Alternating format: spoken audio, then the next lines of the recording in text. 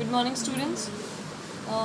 In yesterday class, we have covered the demerits of cooperative organizations, and in these we have covered all 5 points. Now we have the next topic, that is types of cooperative organizations.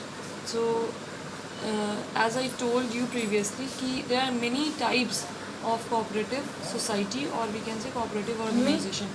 For the producer, there is a producer cooperative society. For consumer, there is a consumer cooperative society. So there are 6 types of cooperative organization or cooperative society. Let's see. The first is consumers cooperative society. Second is producers.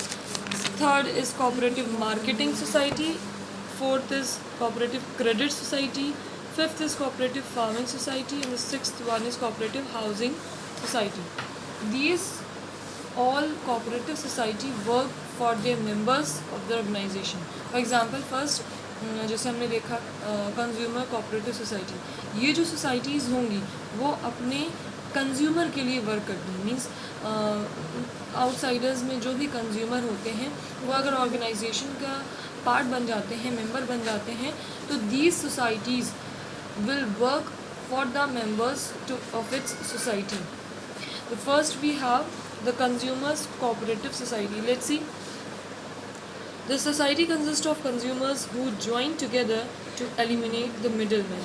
The consumer cooperative societies purchase goods directly from manufacturer and sell them to the members at reasonable price. कह रहे हैं कि consumer cooperative society ऐसी society होती है जिसमें सारे consumer मिलकर, सारे कस्टमर मिलकर ज्वाइन होकर उस सोसाइटी को या उस ऑर्गेनाइजेशन को बनाते हैं. यहाँ पर जो एजेंट्स या मिडिल मैन होते हैं उनको एलिमिनेट करना, ये हमारा मेन मोटिव या मेन ऑब्जेक्टिव होता है. ये कैसे एलिमिनेट करते हैं मिडिल मैन को, कि जहाँ भी गुड्स हमारा रीज़नेबल प्राइस पे मिलता है वहाँ से हम अपने गुड्स को परचेज़ करते हैं और लाकर अपने ही सोसाइटी के मेंबर्स को या अपने ऑर्गेनाइजेशन के मेंबर्स को सोल्ड करते हैं. इससे क्या हुआ कि जिस रेट पे हमने ख़रीदा उसमें बिना अपना प्रॉफिट मार्जिन इंक्लूड किए हमने उसी रेट पे अपने मेंबर्स को प्रोवाइड कराया. इससे जो हमारे मिडिल मैन का कमीशन या प्रॉफिट मार्जिन होता है वो एलिमिनेट हो जाता है और मिडिल मैन हमारे एलिमिनेट हो जाते हैं.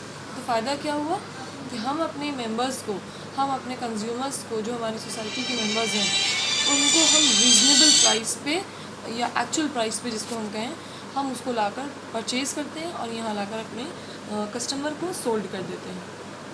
तो ये इनका मेन मोटिव होता है. Let's see. The profit of the store is distributed among all the members as dividend on capital and bonus in proportion to their purchases during the year. The main objectives of forming consumer cooperative are to ensure steady supply of essential goods, to supply the goods at reasonable price by eliminating the profit margin of middlemen, to supply the goods and services of high quality. कह रहे हैं कि यहाँ पर जो profit होता है, profit of the store, मतलब मान लीजिए कि हम रीज़नेबल रेट पे कहीं से गुड्स लेके आए 20 रुपीज़ का, ठीक है, और उसमें कुछ परसेंट या 1 या 2% प्रॉफिट इंक्लूड करके हमने अपने ही ऑर्गेनाइजेशन के मेंबर को सेल किया. अब वो जो 2% का प्रॉफिट होगा वो भी डिस्ट्रीब्यूट होता है अमंग ऑल द मेंबर्स. यहाँ पर मतलब अगर हम प्रॉफिट ले भी रहे हैं या प्रॉफिट 2% या 1% जो भी इंक्लूड करेंगे उस प्रोडक्ट पे, तो वो भी सारे मेंबर्स में डिस्ट्रीब्यूट हो जाता है. कोई एक मेंबर उसको नहीं रखता है. जो भी बोनस या जो भी प्रॉफिट मार्जिन हमारा बनेगा 1% या 2%, तो वो भी profit among all the members distribute हो जाता है. ठीक है. तो मेनली इसके बारे में अगर हम बात करें कि कंज्यूमर कोऑपरेटिव सोसाइटी ये मेनली वर्क करते हैं, सारे कंज्यूमर मिल के ज्वाइन होकर इस सोसाइटी को बनाते हैं और यहाँ पर हम मिडिल मैन को एलिमिनेट करके उनका जो प्रॉफिट या कमीशन होता है उसको हम एलिमिनेट कर देते हैं. कैसे? परचेज़ करते हैं रीज़नेबल प्राइस पे और एक्चुअल प्राइस पे लाकर अपने मेंबर्स को प्रोवाइड करते हैं. इन केस अगर कोई 1 या 2% का प्रॉफिट या बोनस होता है तो उसको भी सारे मेंबर्स के बीच में डिस्ट्रीब्यूट कर दिया जाता है. कह रहे हैं यहाँ पर कंज्यूमर कोऑपरेटिव सोसाइटी को बनाने का हमारा 3 मेन ऑब्जेक्टिव या मोटिव होता है. What are these? First is to ensure steady supply of essential goods. Steady supply means कि विदाउट एनी फ्लक्चुएशन या which is steady, which is fixed. ठीक है, तो एसेंशियल गुड्स जो भी हमारे कंज्यूमर के लिए डेली यूज़ गुड्स हैं या जो नीडी गुड्स हैं, जिसकी बहुत ज़रूरत है, essential goods. Essential goods means वो गुड्स जो नेसेसिटी हो, जो that goods which are necessary in our daily lifes. तो वो गुड्स का हम रेगुलर सप्लाई करते हैं। ये मेन ऑब्जेक्टिव होता है, मतलब लाना और अपने ही मेंबर्स को बेचना, वो भी कैसे, एसेंशियल गुड्स, ताकि उनकी सप्लाई किसी भी तरह से रुके नहीं। और स्टेडी सप्लाई मीन्स कि जिसमें कोई भी फ्लक्चुएशन ना हो, जो फिक्स्ड हो, जो स्टेड हो। ठीक है, तो एसेंशियल गुड्स को मार्केट से ख़रीद कर कंज्यूमर को उन तक पहुंचाना, ये हमारा मेन मोटिव होता है। सेकेंड इज़ कि हम ऐसे जगह से गुड्स को परचेज़ करें जहाँ से हमको कम से कम चीप रेट में या रीज़नेबल रेट में मिले, और हम मिडिल मैन को एलिमिनेट करके डायरेक्ट खुद जाकर मार्केटिंग करें, मार्केट से परचेज़ करें और लाकर अपने मेंबर्स को दें। हमने आपको पहले भी बताया था कि कोऑपरेटिव सोसाइटी के जो मेंबर्स होते हैं वो सारा वर्क खुद करते हैं, मार्केटिंग जाते हैं, वहाँ से ढूंढना कि ऐसे प्रोडक्ट हमको चीप रेट में कहाँ मिलेंगे और फिर लाकर अपने मेंबर्स को सोल्ड करना। Third one is to supply the goods and services of high quality. ज़रूरी नहीं है कि हम सिर्फ चीप रेट्स के या लोअर क्वालिटी के ही प्रोडक्ट देखें। रेट तो हमारे चीप होने ही चाहिए, रीज़नेबल रेट तो होने ही चाहिए, लेकिन उसकी क्वालिटी हाई होना चाहिए, ताकि जो हमारे मेंबर्स हैं, हमारी सोसाइटी के जो मेंबर्स हैं, उनको दोनों ही तरीके से फ़ायदा हो, रेट भी रीज़नेबल हो और क्वालिटी भी उनको बेस्ट मिले। ठीक है, तो ये 3 हमारे main objective consumer cooperative society के होते हैं। Next we have producers cooperative society. इसमें जैसे कि हमने कंज्यूमर आपको बताया, तो एक तरह से ये समझिए इसमें जितने भी प्रोड्यूसर्स होते हैं, लाइक फार्मर्स वगैरह, जो भी प्रोड्यूस करते हैं या मैन्युफैक्चरर्स होते हैं, उनको ज्वाइन करके ये हमारी सोसाइटी या ऑर्गेनाइजेशन बनती है।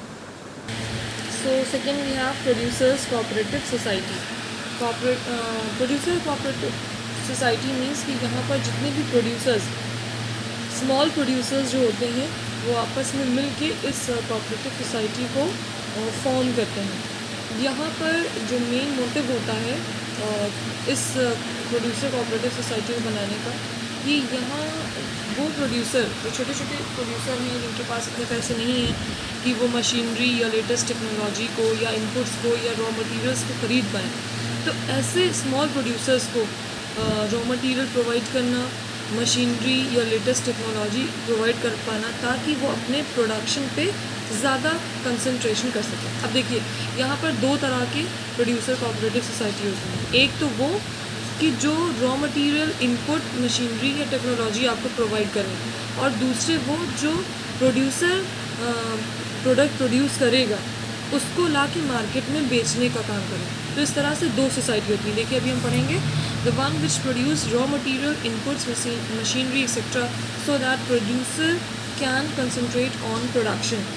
Second, the one which sells the goods produced by these producer. मतलब 2 तरह से कोऑपरेटिव सोसाइटी हमारी हो सकती है। एक तो वो जो अपने प्रोड्यूसर को, छोटे छोटे स्मॉल प्रोड्यूसर्स जो होते हैं, उनको रॉ मटेरियल, इनपुट्स, मशीनरी या technology time to time provide कराते रहें, ताकि उनकी प्रोडक्शन में कोई भी तरह का रुकावट ना आए और वो अपना प्रोडक्शन पे अच्छी तरह से कंसंट्रेट कर सकें। जो भी चीज़ें प्रोडक्शन में लगनी है उनको प्रोवाइड कराना, एक तो वो हो गए। दूसरे वो कोऑपरेटिव सोसाइटी जो कि छोटे छोटे स्मॉल प्रोड्यूसर्स जो होते हैं, वो जो भी प्रोडक्ट प्रोड्यूस कर रहे हैं उसको लाके मार्केट में सेल करना एट अ रीज़नेबल प्राइस, ताकि प्रोड्यूसर को अच्छा प्रॉफिट मिल सके। तो ये 2 तरह की प्रोड्यूसर कोऑपरेटिव सोसाइटी होती है। तो in short what we can say कि this cooperative society is made up of small producer. Either they provide the raw material, inputs, technology or machinery to the producer, so that producer will continue produce their goods, or either they sell the goods which is produced by the producer. या तो वो इस तरह के products को, मतलब raw materials को, inputs को जो प्रोडक्शन में हेल्पिंग है, उनको वो प्रोवाइड कराएं प्रोडक्शन, ताकि रुके ना हमारा, या तो वो प्रोड्यूसर जो भी गुड्स प्रोड्यूस कर रहा है उसको लाके मार्केट में उनकी हेल्प करे और उनके प्रोडक्शन को उनके जो भी प्रोडक्ट है उसको बेचने में हेल्प करे। तो इस तरह से दो कोऑपरेटिव सोसाइटी हमारी हो जाती हैं। Let's see, the profit of producers cooperative is distributed in proportion to the goods sold by each member of the society. कह रहे हैं यहाँ पर प्रॉफिट मार्जिन जो होता है वो भी अमंग द मेंबर्स, जो भी मेंबर्स होते हैं प्रोड्यूसर कोऑपरेटिव सोसाइटी के, उनमें डिस्ट्रीब्यूट होता है। और कैसे डिस्ट्रीब्यूट होगा कि हम जो प्रोड्यूसर जो भी गुड्स बनाएगा उसको लाके हम मार्केट में बेचेंगे। तो मार्केट में बेचेंगे तो जाहिर है अपना प्रॉफिट मार्जिन तो ऐड करेंगे ही, कस्टमर को बेचेंगे। तो मान लीजिए 50 रुपीज़ का प्रोड्यूसर ने किसी गुड्स को प्रोड्यूस किया तो हम उसको 70 में बेचेंगे, तो 20 रुपीज़ का जो प्रॉफिट हुआ वो लाके हम अपनी सोसाइटी में सारे मेम्बर्स के बीच में उसको डिस्ट्रीब्यूट करते हैं। ठीक है, तो ये चीज़ें होती हैं। तो यहाँ मेन मोटिव या मेन ऑब्जेक्टिव क्या होता है इस कोऑपरेटिव सोसाइटी को बनाने का? First is to ensure steady supply of raw material, input etcetera at reasonable price. हम अपने प्रोड्यूसर, छोटे छोटे स्मॉल प्रोड्यूसर को रीजनेबल प्राइस पे रॉ मटेरियल या इनपुट सप्लाई करते रहें ताकि उनका प्रोडक्शन ना रुके और उनको प्रोडक्शन में कोई प्रॉब्लम ना आए। Second is to provide latest machinery and new technology of production. Producer को टाइम टू टाइम हम न्यू टेक्नोलॉजी, अपडेटेड टेक्नोलॉजी या लेटेस्ट मशीनरी भी प्रोवाइड कराते रहें ताकि प्रोडक्शन और बेटर टू बेटर होता रहे। ये भी हमारा मोटिव होता है। Third is to ensure smooth distribution and sale of goods produced by members. जो भी हमारे मेंबर्स ने या प्रोड्यूसर ने प्रोड्यूस किया है उनसे हम ख़रीदें और ला कर मार्केट में बेचें ताकि कस्टमर भी सेटिस्फाई रहे और प्रोड्यूसर का सामान भी बिक जाए। मतलब प्रोड्यूसर को मार्केट में जाने की ज़रूरत ना पड़े, हम उनके बिहाफ में क्या करें, उनसे सामान लेकर उसको मार्केट में सोल्ड करें। Next is helping the producers to concentrate their attention on production of goods. मतलब टाइम टू टाइम प्रोड्यूसर की ऐसे हेल्प करते रहना ताकि उनका प्रोडक्शन पे अटेंशन बना रहे। इस अटेंशन को बनाए रखने के लिए हम उनको रॉ मटेरियल प्रोवाइड करेंगे, उनको लेटेस्ट टेक्नोलॉजी के बारे में बताते रहेंगे, उनको प्रोवाइड कराएंगे मशीन्स और उनके सामानों को भी लाकर हम मार्केट में सोल्ड करेंगे।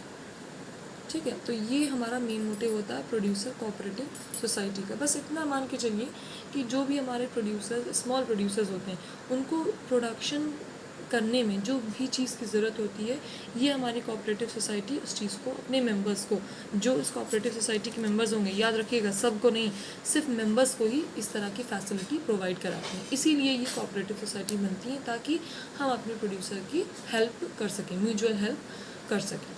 ठीक है, next is cooperative marketing society. So third is cooperative marketing society. जैसे कि नाम से आपको पता चल रहा है मार्केटिंग, लोग कहते हैं ना मार्केटिंग करने हम गए। अब मार्केटिंग करने जब हम जाते हैं नॉर्मल मार्केट करने, तो हम क्या सोचते हैं कि हमें रीज़नेबल प्राइस पे, कम प्राइस पे अच्छी क्वालिटी का प्रोडक्ट मिले। Same with the producer. अगर प्रोड्यूसर के पॉइंट ऑफ व्यू से सोचें तो वो क्या चाहेगा कि जो भी हम प्रोडक्ट प्रोड्यूस कर रहे हैं वो अच्छे रेट में हमारा मार्केट में बिक जाए। लेकिन जो भी प्रोड्यूसर्स होते हैं उनके सब के लिए ये पॉसिबल नहीं है कि वो प्रोड्यूस करें और मार्केट में लाकर ईजियर वे में अपने कस्टमर को ढूंढें और ढूंढ के उनको अपना प्रोडक्ट सोल्ड करें। तो ऐसे में प्रोड्यूसर को प्रॉब्लम होती है कि हम अपने कस्टमर को कहाँ से ढूंढें, कैसे ढूंढें जो हमारे प्रोडक्ट को परचेज़ कर ले। ठीक है, तो इस तरह के प्रोड्यूसर्स की हेल्प करना ये कोऑपरेटिव मार्केटिंग सोसाइटी का मेन मोटिव होता है। अब हम पढ़ रहे हैं, let's see. The cooperative marketing society consist of small producers who find it difficult to sell their products at profit. Means यहाँ पर भी स्मॉल, देखिए यहाँ पर भी स्मॉल प्रोड्यूसर्स के बारे में कहा गया है कि यहाँ पर भी स्मॉल प्रोड्यूसर्स के लिए कोऑपरेटिव सोसाइटी बनती है। यहाँ पर भी स्मॉल प्रोड्यूसर्स होते हैं। यहाँ पर मेन मोटिव क्या होता है कि हमारे जो स्मॉल प्रोड्यूसर्स हैं उनकी हम हेल्प कर सकें। वो प्रोड्यूसर्स जो अपने कस्टमर को नहीं ढूंढ पा रहे हैं कि हम अपना प्रोडक्ट किसको बेचें डायरेक्टली, इतना प्रोडक्ट हम जो प्रोड्यूस कर रहे हैं हम डिफ़िकल्ट होगा कि हम अपने कस्टमर को लाके मार्केट में किसको बेचें। तो ऐसे प्रोड्यूसर्स की हेल्प करना और उनको ज़्यादा से ज़्यादा अच्छे प्राइस पे उनका प्रोडक्ट बिक जाए, ये उनका मोटिव रहता है। The output of all the small producer is brought together and sold at the best price. Such a society helps to improve the bargaining power and competitive position of its members. It performs various marketing functions such as transportation, warehousing, packaging, grading, etc. The profit and the sale proceeds are distributed among the members according to their respective shares in the common sales pools. कह रहे हैं कि सामान को या producer ने जो भी प्रोडक्ट प्रोड्यूस किया है उसको लाकर बेस्ट टू बेस्ट प्राइस में, ताकि प्रोड्यूसर को अच्छा प्रॉफिट मिल सके, ये उनका मेन मोटिव होता है। मार्केट में लाकर कस्टमर को उस प्रोडक्ट के बारे में अवेयर कराना, उनको बेचना, अच्छा प्रॉफिट प्रोड्यूसर को मिल पाए, बेस्ट प्राइस पे बेचना, ये सारा काम मार्केटिंग सोसाइटी या कोऑपरेटिव मार्केटिंग सोसाइटी का काम होता है। ये बार्गेनिंग पावर और competitive position of its members में कहने का मतलब ये है कि बार्गेनिंग पावर को और कंपटीशन जो मार्केट में चल रहा है इसको भी इम्प्रूव करते हैं। बार्गेनिंग पावर मीन्स कि जैसे हम प्रोड्यूसर से हमने सामान लिया और मार्केट गए उसको बेचने के लिए, अगर कोई कस्टमर कह रहा है कि ठीक है हम आपसे 20 नहीं, हम आपको 15 दे पाएंगे, तो ठीक है, सामान रुकने से अच्छा है कि हमारा सोल्ड हो जाए सबका सब, कुछ सामान हमारा लेफ्ट ना रह जाए। साथ ही साथ अगर हम मार्केट में बने रहेंगे तो हम कॉम्पिटिटिव अपनी मार्केट में एक पोजीशन बनाने के लिए हमें वहाँ टिकना ज़रूरी है। तो आजकल का दौर क्या है, कंपटीशन का है।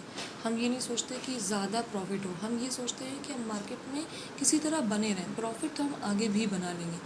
तो बेस्ट प्राइस पे बेचना, बार्गेनिंग पावर को और कॉम्पिटिटिव पोजीशन को हैंडल करना, ये सारा काम होता है कोऑपरेटिव मार्केटिंग सोसाइटी का। इसके साथ साथ ये स्मॉल प्रोड्यूसर्स को कुछ और फैसिलिटीज़ भी प्रोवाइड करती हैं। और फैसिलिटीज़ लाइक ट्रांसपोर्टेशन, कि आप यहाँ पर सामान प्रोड्यूस कर रहे हैं, मार्केट तक कैसे लेके जाएंगे, ट्रांसपोर्टेशन, सामान लोड करेंगे, वहाँ जाके अनलोड करेंगे, मार्केट ढूंढेंगे, कस्टमर को ढूंढेंगे, तब सामान बेचेंगे। तो ट्रांसपोर्टेशन की जो फैसिलिटी होती है वो भी ये प्रोवाइड करते हैं।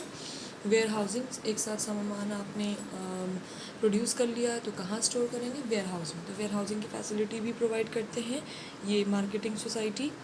पैकेजिंग, बेस्ट टू बेस्ट, अगर पैकेजिंग आपकी प्रोडक्ट की अच्छी होगी, हाँ, तो आपका प्रोडक्ट भी ज़्यादा अच्छा सेल होगा। तो पैकेजिंग की, ट्रेडिंग की, ग्रेडिंग की, कैसे आपको सामान अपना ग्रेड करना है, किस प्रोडक्ट पे कितना प्राइस आपको रखना है, ठीक है, ये सारी चीज़ें करने में ये मार्केटिंग सोसाइटी हमारी हेल्प करती है। तो सिर्फ सामान को लाकर बेचना ही मतलब ज़रूरी नहीं है। ज़रूरी ये है कि मार्केट में हमें सामान ला के अच्छे प्रॉफिट में बेचना है और साथ ही साथ ये सारी फैसिलिटीज़ भी प्रोवाइड करनी है। इसके बाद अगर हमारा कोई भी प्रॉफिट अगर इन सब से निकल के आता है तो वो हम अपने सोसाइटी के जो और मेंबर्स होते हैं उनमें सबको डिस्ट्रीब्यूट करते हैं। याद रखिएगा, एक पॉइंट सब में आपको लिखना है कि जो भी प्रॉफिट होता है वो हम among the members of the society उसको डिस्ट्रीब्यूट करते हैं। कोई भी एक मेंबर अकेले अपना नहीं रखेगा, ठीक है। अब इसमें कहना है, इसमें मेन मोटिव क्या होता है, सबसे पहला है to ensure a steady and favourable market for the output of its members. कह रहे हैं एक ऐसी अच्छी मार्केट ढूंढना, एक ऐसा अच्छी जगह ढूंढना जहाँ पर मेंबर्स का जो प्रोडक्ट है वो अच्छे प्राइस पे, बेस्ट प्राइस पे बिक जाए, ऐसी मार्केट ढूंढना। To ensure the best price for the output, जो भी हमारा आउटपुट हुआ है, जो भी प्रोडक्ट हुआ है, वो अच्छे बेस्ट प्राइस पे बिक जाए। मतलब ऐसा ना हो कि हमको लॉस हो जाए या प्रोड्यूसर को लॉस हो जाए, तब तो फिर वो उस कोऑपरेटिव सोसाइटी में रहेगी ही नहीं। Third is to provide facilitate transportation, warehousing, packaging etcetera which individual can not be afforded the members. कह रहे हैं साथ ही साथ सामान को लाकर बेस्ट प्राइस पे बेचना और उसके साथ साथ ये सारी फैसिलिटीज़ भी देना, क्योंकि जब तक ट्रांसपोर्टेशन नहीं होगा, वेयर हाउसिंग नहीं होगा, तो कैसे प्रोड्यूसर अपने लॉन्ग रन में प्रोडक्शन को कर पाएगा। सामान लाकर एक ही दिन में टोटल सब तो नहीं बिक जाएगा, उसके लिए वेयर हाउसिंग चाहिए, या एक जगह से सामान दूसरी जगह कैसे ट्रांसफ़र होगा, ट्रांसपोर्टेशन के थ्रू। तो साथ ही साथ ये सारी फैसिलिटीज़ को भी देना। Next is to ensure honest trading practices in weighting, measuring and accounting. इसके साथ साथ ये जो मार्केटिंग सोसाइटी है ये भी देखते हैं कि हमारी जो ट्रेडिंग प्रैक्टिसेस है, मतलब सामान को मेजर करना, उनकी वेटिंग करना, उनकी अकाउंटिंग करना, ये भी हमारी ऑनेस्ट होना चाहिए। ऑनेस्ट मीन्स कि जैसे आपने अगर देखा होगा अक्सर होता है कि लोग वेट को बढ़ाने के लिए नीचे मैग्नेट लगा देते हैं या कुछ ऐसा उस टाइप का अनफेयर ट्रेड प्रैक्टिसेस करते हैं जिससे उनको प्रॉफिट तो ज़्यादा होता है लेकिन कस्टमर को नुकसान होता है। तो इस टाइप की हमको कोई भी अनफेयर ट्रेड प्रैक्टिसेस नहीं करना है। वेट जो भी हम करें सामान का वो प्रॉपर रहे, मेजरिंग प्रॉपर रहे और अकाउंटिंग भी प्रॉपर रहे। वेट को बढ़ाने के लिए मैग्नेट का या कुछ इस टाइप की प्रैक्टिसेस हमें नहीं करना है। प्रोड्यूसर को प्रॉफिट मिले ये बात अच्छी है लेकिन उसके लिए कस्टमर को हमें नुकसान नहीं करना है। Next is to eliminate the middleman and have direct dealing with the customers. ये जो बीच के एजेंट्स या मिडलमैन होते हैं जो डील कराते हैं प्रोड्यूसर से कस्टमर को या उनका लाकर सामान मार्केट में बेचते हैं, इस तरह के मिडलमैन को या एजेंट्स को एलिमिनेट करना। क्यों? क्योंकि यहाँ पर सारा काम तो मेंबर्स करते हैं, सोसाइटी के जो मेंबर्स होते हैं वो सारा काम करते हैं। तो इस तरह के हम शॉर्ट वर्ड्स में क्या कह सकते हैं कि मार्केटिंग का जो भी फंक्शन है, सामान प्रोड्यूसर प्रोड्यूस करेंगे और उसको लाके मार्केट में बेस्ट प्राइस पे अच्छे प्रॉफिट पे बेचना, साथ ही साथ ट्रांसपोर्टेशन, वेयर हाउसिंग, पैकेजिंग, इस टाइप की फैसिलिटीज़ को प्रोवाइड करना अपने मेंबर्स को, अपने सोसाइटी के मेंबर्स को। तो यहाँ पर भी स्मॉल प्रोड्यूसर्स इंक्लूड रहते हैं। जैसे हमने प्रोड्यूसर कोऑपरेटिव सोसाइटी में पढ़ा कि छोटे छोटे स्मॉल प्रोड्यूसर्स होते हैं जिनको मशीनरी, लेटेस्ट टेक्नोलॉजी की हेल्प चाहिए होता है या जिनके पास फाइनेंस या मनी इतना नहीं है कि वो लेटेस्ट टेक्नोलॉजी को हायर कर पाए, तो इन सारे लोगों की हेल्प करना सोसाइटी का काम है। वैसे ही यहाँ पर भी स्मॉल प्रोड्यूसर्स होते हैं जो नहीं देख पाते कि हमारे कस्टमर अपने सामान को कैसे बेचें, मार्केटिंग कैसे करें या कहाँ हमको बेस्ट प्राइस पे कस्टमर मिल पाएगा जिसको हम अपना सामान अच्छे से बेच सकें। तो ऐसे प्रोड्यूसर्स की हेल्प करना, और ऐसे में अगर कुछ भी हमारा प्रॉफिट बनता है 1-2% का तो अमंग द मेंबर्स वो भी डिस्ट्रीब्यूट होता है। तो ये थे हमारे अब तक 3 कोऑपरेटिव सोसाइटी के हमने टाइप्स पढ़े। बचे हुए जो 3 और हैं लाइक क्रेडिट वाला, फार्मिंग या housing society, we will discuss it in next class. अभी हो सकता है आपके लाइक 1 वीक या 10 डेज़ आपकी किसी भी क्लास में शायद जी मीट क्लास पॉसिबल ना हो कि टीचर्स जी मीट क्लास ले पाएँ, क्योंकि स्कूल भी हम लोग को अटेंड करना है। स्कूल भी किसी वजह से काम से बुलाया जा रहा है, तो इसलिए हम वीडियोस आपको जो भी देंगे उसको प्रॉपरली आपको देखना है। कोई प्रॉब्लम होती है तो आप हमको टेक्स्ट करिए। अब क्लास के बीच नहीं तो हम आफ्टर द क्लास हम ज़रूर उस चीज़ को देखेंगे, प्रॉब्लम सॉल्व करने की कोशिश करेंगे। तो जी मीट पे अगर हो सका तो हम क्लास लेंगे, otherwise you have to watch this video very carefully and ask your doubts if any.